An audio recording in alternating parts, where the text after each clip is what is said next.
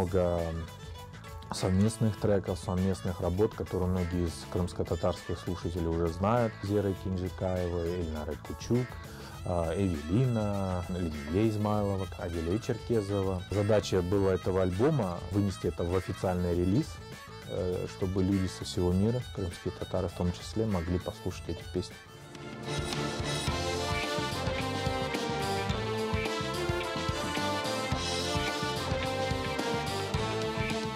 Чтобы, скажем так, оставить эти саундтреки, чтобы они жили дальше, но уже на другой площадке, на другой международной площадке, такой как iTunes Music. И я решил сделать из этих саундтреков альбом «Ходой Деде».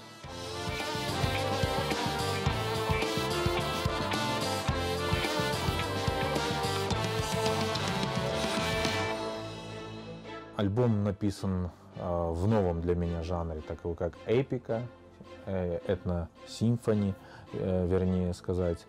То есть это эпичная музыка с элементами фолька. Вот, альбом был стилизирован, и сама музыка была стилизирована в крымско-татарских традициях с оттенками фольклора.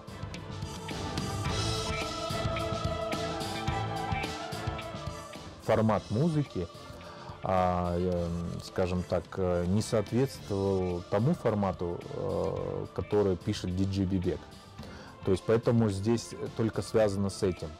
Ну, пока что диджей Бибек проект существует, он работает, он достаточно востребованный. Диджей Бибек — это бренд, это знак качества. Я к этому шел долгие годы.